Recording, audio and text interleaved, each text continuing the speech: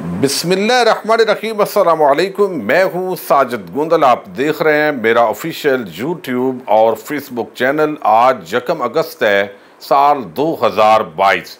नदीम अफजल चंद को आसफ जरदारी की वफादारी और इमरान खान की मुखालफत महंगी पड़ गई है। बड़ी बगावत ने जन्म ले लिया है। अगले इलेक्शन से क्लीन बोल्ड हो गए हैं। बड़ी आम खबर है जिसकी तफसील आपके सामने रखनी है।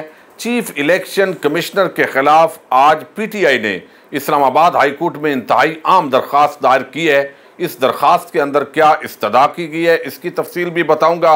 और डॉलरों से भरे 245 सूटकेस एयरपोर्ट से कैसे रवाना हुए, क्या इसके अंदर FIA भी मुलव्वस है। तीनों खबरों पर 1 बाय 1 हम बात करेंगे और उम्मीद करूंगा कि आप समाअत करने के बाद हमेशा की तरह अपने कीमती फीडबैक से ज़रूर आगाह करेंगे।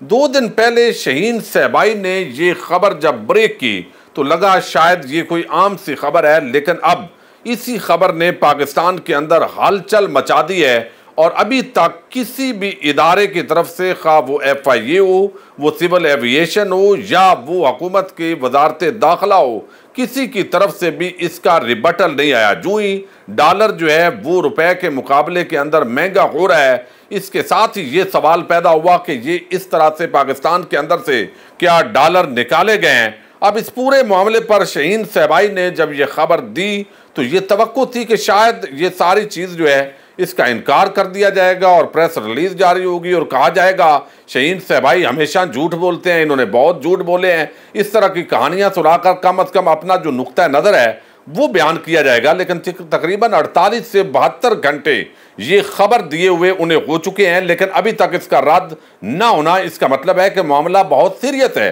अब तो एक कदम आगे जो है शहीन सहबाई ने एक और इल्ज़ाम लगा दिया और उन्होंने कहा है कि डॉलर सूटकेस मैंने लिखा। 245 सूटकेस कराची से गए, एक ईमानदार अफसर नौकरी से हटा दिया गया। 10 लाख से ज्यादा लोगों ने ट्वीट देखे मगर कोई न्यूट्रल नहीं बोला, कुछ नहीं कहा। एक जेट में 245 सूटकेस नहीं आ सकते, बेवकूफ़ों की कमी नहीं। यानी ये भी कह रहे हैं ना यार ये नहीं आ सकते, तो कहा गया कि 245 सूटकेस नहीं आ सकते, बेवकूफ़ों की कमी नहीं। हाज टर्मिनल पर जहाज खड़ा था, FIA ने भी देखा मगर सब दबा दिया गया। अब ये जो शहीन सहबाई ने FIA पर एक बड़ा इल्ज़ाम लगा दिया है और पाकिस्तान का एक आम इदारा है, अगरचे जब वजारत दाखिला के अंडर लोग होते हैं तो वो बहुत सारे इस तरह के मामलात पर चश्मपोशी करते हैं। पहले भी यहाँ से इसी तरीके से मनी लॉन्ड्रिंग होती है, लेकिन ये एक और इल्ज़ाम लग गया है कि इसके अंदर FIA के लोगों ने ये सारा जो है वो पाकिस्तान के खिलाफ जुर्म होते देखा, लेकिन उस जुर्म को नहीं रोका गया। और फिर उन्होंने कहा कि इसका इनकार नहीं किया जा रहा, तो ये एक बड़ा सीरियस एलिगेशन है। और फिर उन्होंने नून लीगी सहाफ़ियों को भी आड़े हाथों लिया और उन्होंने कहा है कि नून लीग के हमदर्द और लिफाफे जिनमें नजम सेठी, मती जान, सना बुच्चा, मंसूर अली खान, कयूम सदीकी आजकल नून लीग, नवाज और शहबाज शरीफ को गालियां दे रहे हैं क्योंकि इनके सारे घोड़े पिट गए, सारी उम्मीदें गर्क, नाकामी ही नाकामी। न्यूट्रल साथ थे, आज दुश्मन हो गए, जाएं तो जाएं कहाँ, समझेगा कौन यहाँ। तो ये शहीन सहबाई ने जो इल्ज़ाम लगाया है और FIA पर भी ये इल्ज़ाम लग गया, यकीनन इसका इनकार आना चाहिए, वरना बहुत सारे और संगीन किस्म के जो सवालात हैं इस पूरे मामले पर खड़े हो सकते हैं। दूसरी तरफ अगर मैं आपको आम खबर दूँ तो बल्कि नदीम अफजल चंद की खबर से पहले इस्लामाबाद हाई कोर्ट के अंदर PTI पहुंची है एक दरख्वास्त लेकर। और इस दरख्वास्त के अंदर जो है वो ये जो स्पीकर साहब को, चूंकि PTI के 133 अरकान ने मुश्तरका इस्तीफे पेश कर दिए थे और उसको डिप्टी स्पीकर उस वक्त जो कायम मकाम स्पीकर की हैसियत से कासम सूरी ने उनको मंजूर भी कर लिया था, लेकिन अभी तक जब स्पीकर परवेज अशरफ साहब बने तो उन्होंने इनको मंजूर नहीं किया। अब ये शुनीद था कि किसी भी वक्त जो है तहरीक अदम एतमाद या एतमाद के वोट के नाम पर ये हुकूमत चली जाएगी और इसके तमाम जो स्विच हैं वो इमरान खान के हाथ में है। तो 11 जो अफराद हैं उनके इस्तीफे मंजूर किए गए हैं और इसके कई मकासद हैं। एक तो ये कि 11 हल्कों के अंदर आप इंतखाबात करवा के अगर 3 नशिस्तें भी जीत जाएंगे तो आप कहेंगे जनाब देखिए हमने इन PTI की ये 3 नशिस्तें हमने ले ली हैं, तो ये हमारी बहुत बड़ी कामयाबी है। तो और भी चूंकि इस वक्त PDM की जो जमातें हैं वो इमरान खान के मुकाबले में इलेक्शन के अंदर कूदने की मुतअम्मल नहीं है। लेकिन यहाँ पर जो है वो सेक्रेटरी जनरल जो है असद उमर, ये इस्लामाबाद हाई कोर्ट पहुँचे हैं और इन्होंने कहा है कि हमारे सारे इस्तीफे आप कबूल करें। और ये 11 अप्रैल को जो फ्लोर पर हमारे 125 लोग उन्होंने कहा है उन्होंने इस्तीफे दिए थे, वो तमाम इस्तीफे कबूल किए जाने चाहिए। इलेक्शन कमीशन ने मर्जी के 11 इस्तीफे मंजूर किए। पीटीआई इस साजिश का हिस्सा बनने को तैयार नहीं थी, इसलिए इस्तीफे दिए। अब इलेक्शन कमीशन की जानब से गैर कानूनी काम किया गया है। इलेक्शन कमीशन अब सियासी फरीक बन चुका है और इदारा पीडीएम का हिस्सा बन गया है। हम इसके खिलाफ रेफरेंस दायर करने जा रहे हैं, तो रेफरेंस भी आज मुमकिन तौर पर दायर कर दिया जाएगा।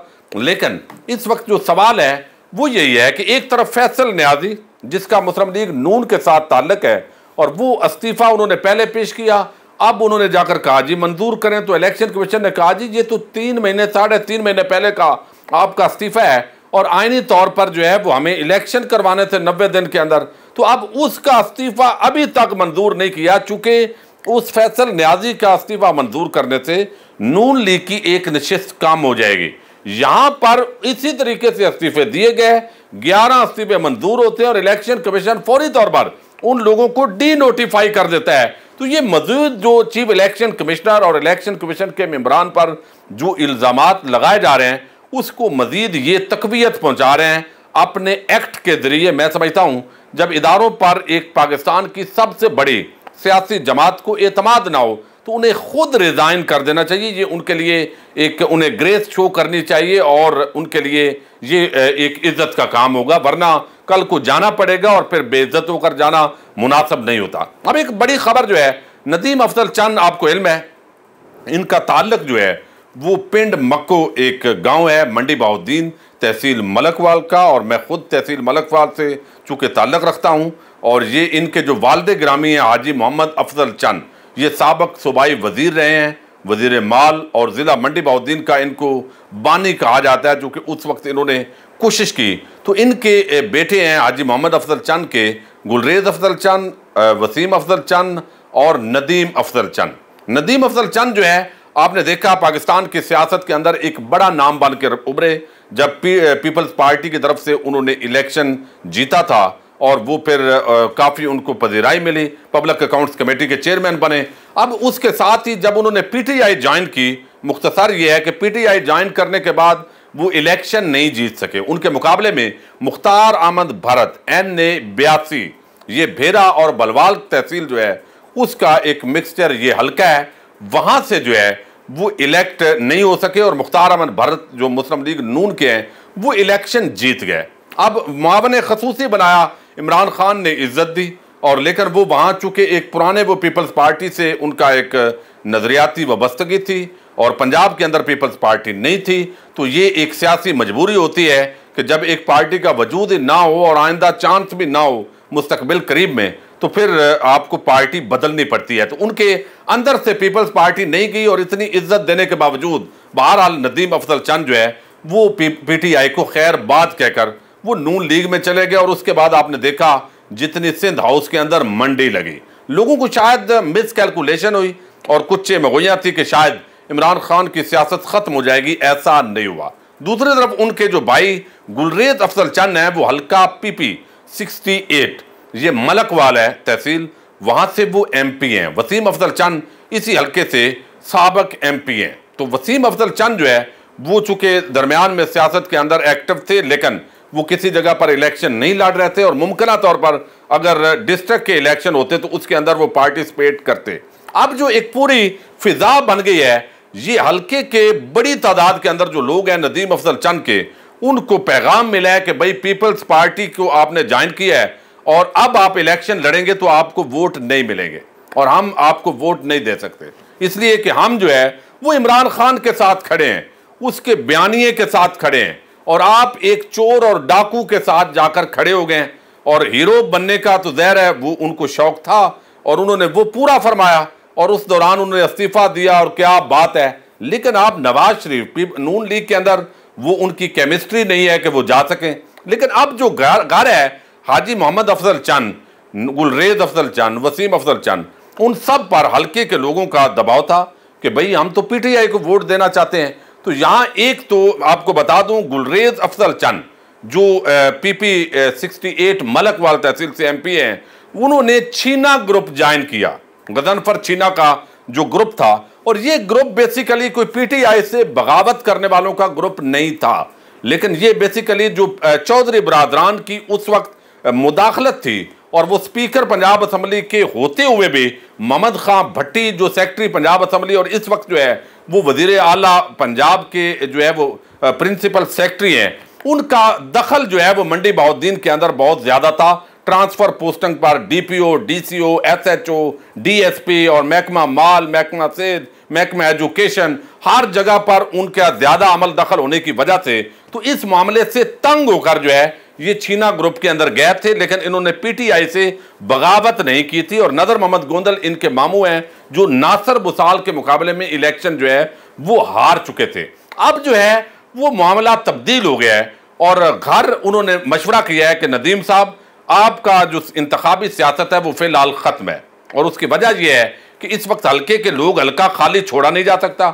लोग कह रहे हैं कि नदीम साहब चूंकि जरदारी के वफादार बन गए और हम वोट नहीं देंगे, तो और दूसरी तरफ जो है हमने ये हल्का खाली भी नहीं छोड़ना। और वैसे भी PTI जो है वो अभी भेरा के जो पीर साहब हैं उन्होंने अभी वो ज्वाइन नहीं की, उनके हवाले से खबरें ज़रूर आई हैं, लेकिन बाज़ाब्ता उन्होंने प्रेस कॉन्फ्रेंस के अंदर कोई पीर अमीनुल असरार शाह साहब ने अनाउंस नहीं किया। और आज भी अगर नून लीग उनको टिकट देगी तो वो उधर उनका ज़ेन भी मिलता है, वो उधर ही जाएंगे। तो अब नदीम अफजल चंद के खिलाफ एक तो हल्के की अवाम ने बगावत की है, फिर घर से भी उनको कहा गया है कि आपका इलेक्शन खत्म है, तो उसकी जगह पर NA 82 में वसीम अफजल चंद जो है वो इलेक्शन लड़ने जा रहे हैं और PTI के वो टिकट के उम्मीदवार हैं। और इस पर ज़ाहिर है उनके कुछ राब्ते भी हुए हैं, और मैंने जब भी उनसे बात की है तो बताया गया है कि किसी भी तरीके से PTI जब बहुत उस वक्त टेंशन थी और इधर उधर नदीम अफजल चंद हुए थे, तो इस दौरान भी ये जो गुलरेज अफजल चंद, वसीम अफजल चंद जो है उन्होंने कहा आपके नज़रियात मुख्तलिफ हैं, असद उमर और मोहम्मद ज़ुबैर जिस तरह दो भाई हैं, लेकिन हम PTI के अंदर रहेंगे और इस नशिस्त तक जो है अपनी कमिटमेंट निभाएंगे। नज़र मोहम्मद गोंदल जो है उन्होंने दरमियान में कुछ शिकार खेला था सक्खर के अंदर और बाकी जगहों पर, लेकिन वो जो है PTI पर डटे हुए हैं इस वक्त। और मैंने देखा है अभी जब सुप्रीम कोर्ट ऑफ पाकिस्तान में समात हुई है वहाँ पर भी मौजूद थे, और परवेज़ इलाही साहब का जो हलफ बर्दारी की तकरीब हुई है वहाँ ऐवान सदर के अंदर भी मेरी उनसे मुलाकात भी हुई और वहाँ पर वो बड़े एक्टिव उनकी पार्टिसिपेशन थी। तो इसका मतलब है कि दोबारा जो है वो जो सफ बंदी हो रही है, नदीम चंद की इंतखाबी सियासत आउट होगी, और ये सिर्फ इमरान खान के खिलाफ एक जो हीरो बनने की उनकी कोशिश थी। और तब क्या मलामतिया के जो सहाफ़ी हैं, कभी यहाँ आसमा शराजी, अहमद मीर और पूरा जो टोला है उसकी वो दावतें करते हैं, उनके वो हीरो हैं, ज़बरदस्त है, ये उनका राइट है, लेकिन जरदारी के साथ जो भी नत्थी होगा वो आउट होगा, ये बात हमने देखी है। तो नदीम अफजल चंद के खिलाफ हल्के की आवाम की बगावत और सारे प्रेशर के बाद वो इंतखाबी सियासत से आउट हो गया। पीपल्स पार्टी उनको कोई सेनेटर बनाती है, कोई आगे जाकर क्या बनाती है, वो उधर से जो भी लें, लेकिन ख़ानदान ने भी उनको कहा है कि जनाब आप अब इलेक्शन मत लड़िए, इजाज़त दीजिएगा, अल्लाह हाफ़िज़।